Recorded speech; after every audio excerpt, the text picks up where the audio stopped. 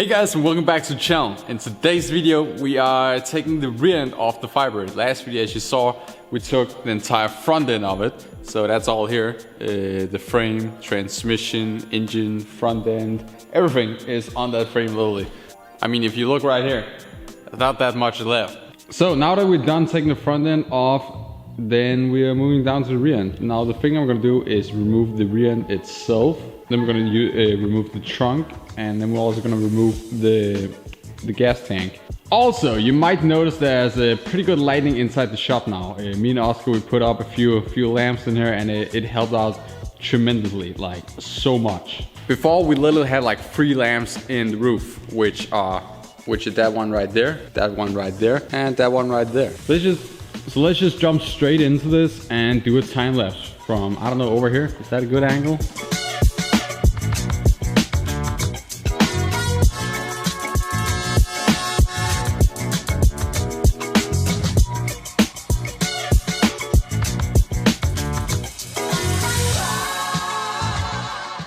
Okay guys, so here's the plan. Right now we have all the weight over here on the jack, so the suspension is upright. Then we're gonna loosen the leaf springs down here at the mount, and then also up here. Take that bolt out. And then we're slowly gonna lower the jack, and then we're gonna get the whole rear end down. Sway bars, brakes, wheels, leaf springs, everything. And then we can just roll that to the side, just like the front end. And then we should pretty much have a clear rear end, if you will. And then we're gonna remove the gas tank afterwards. So change your plans on that. We're gonna remove the gas tank first, because then there's more room to work around the rear end, so that makes more sense. Plus then you guys can see better, so it's also better for the video. You gotta think about that stuff when you're a YouTuber. It's hell of annoying and takes a lot of time and stuff, but I enjoy it. It's fun. So let's see if we can get a good camera angle on that. So something I totally forgot. Fuel pump, wires, and fuel line.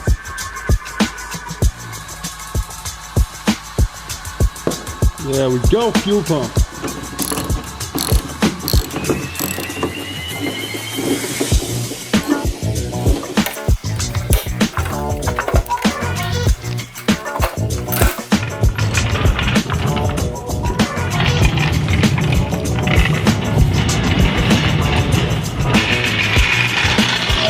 Here's another real cool thing about the F-body. The leaf springs, you can remove them with 3 bolts. You got 1 main bolt down by the gas tank, and then you got 3 bolts for the bracket up front, and then basically you can drop the whole thing.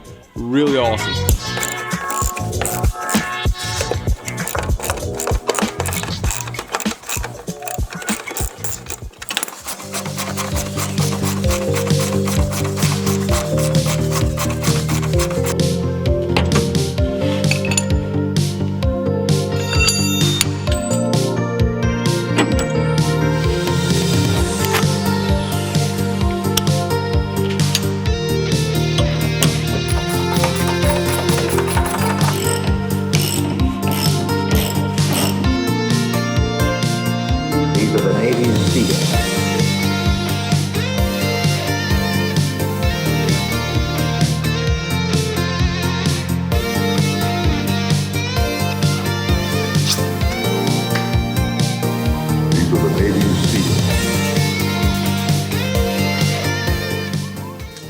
So for anyone who's wondering how my Firebird would look if we did an off-road build, this is kind of it, I guess. Not gonna lie, that looks kind of funny. It's kind of like the monster trucks when they go on the trailer wheels or whatever.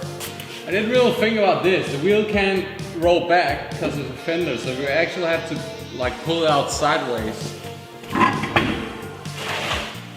There we go.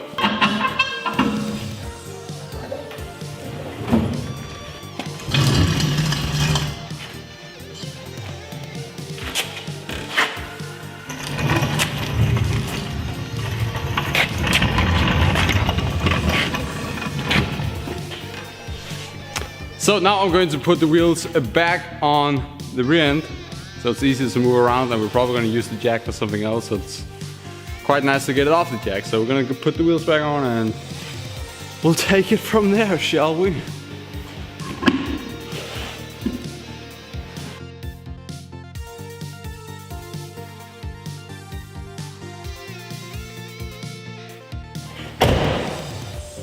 So what we're gonna do now is remove the trunk.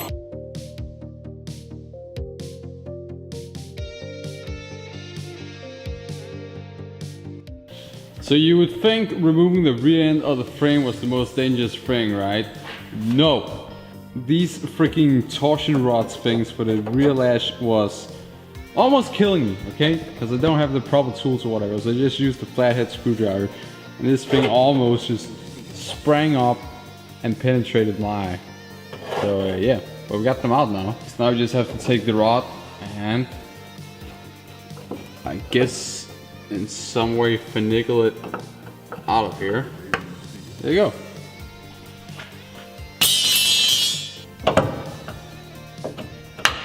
There you go.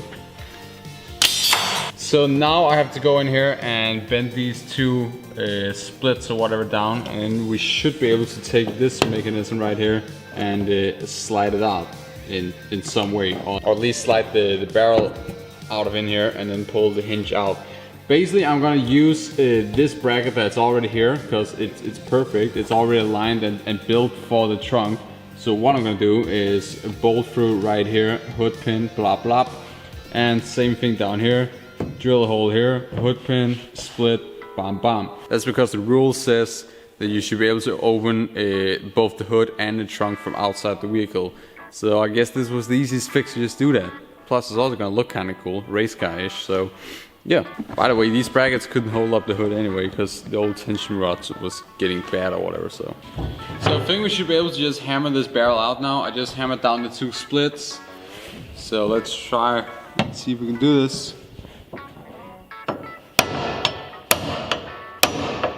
So we're gonna take a flathead screwdriver in here to the edge.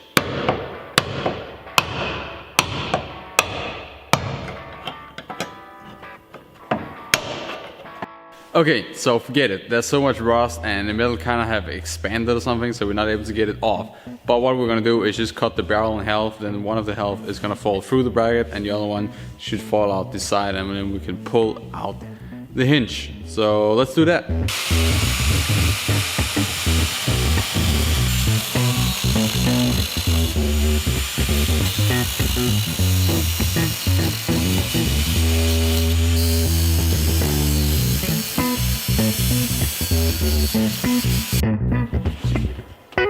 And would you look at that? Got the hinges out. And don't forget, all these brackets and metal we remove is gonna add up. I mean, this is pretty heavy stuff. I mean, even small brackets like this was heavy duty back in the day. So with the trunk, my plan is basically to cut inside the inner layer or whatever, all the structure you're seeing right here. As you can see, there's two plates. We have this plate and then the outer plate out here. So we're gonna cut all this off, all the structural stuff, if you will. We might end up like saving the outer form or whatever. Like there's like kind of a shape around here you can see. We're probably gonna save that. So what I'm gonna do right now is remove the latch right here, or the lock or whatever, and then we're gonna get that off, and then we're ready to cut into this stuff.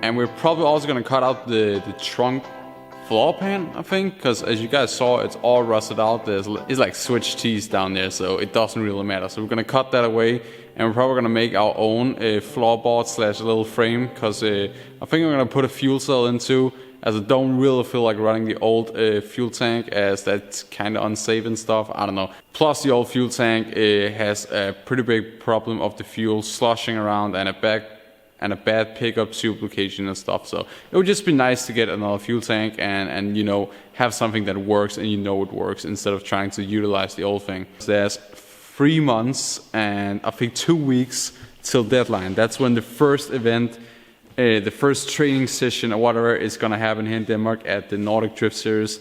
So I really want to get this going. And the problem is my budget is so fucking tight right now.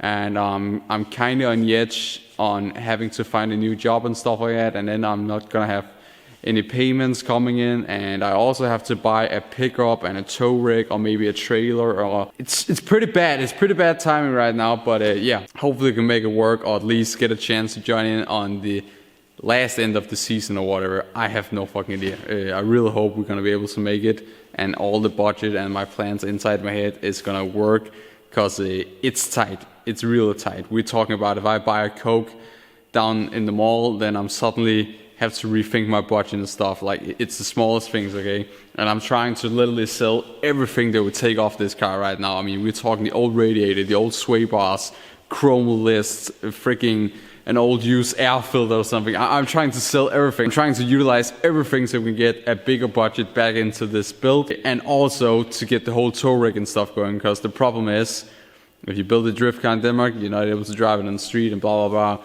All kinds of crazy rules, so that kind of sucks, because I'm not even building that crazy of a drift car, but that's just the rules here. So hopefully everything is gonna go around and work out as I hope to. Otherwise we're gonna join in late on the season and maybe get 2 to 3 races in and have to wait till next year, but I don't know. But of course, if you guys stay here and watch the videos and support the channel, we will maybe make it happen, as there is a little revenue from ads and you guys buying a t-shirt now and then. So maybe it's possible, maybe it's not, I don't know. But I really appreciate all the support lately. The videos has been doing great, and it seems like you guys enjoy this series. I do too. It's really fun filming this stuff and also building this thing. So let me know down below if there's anything I should change in these series. Sorry about the long outro, but I just wanted to say a few things and maybe get some feedback on you guys too. So thank you for watching, and I'll see you in another one.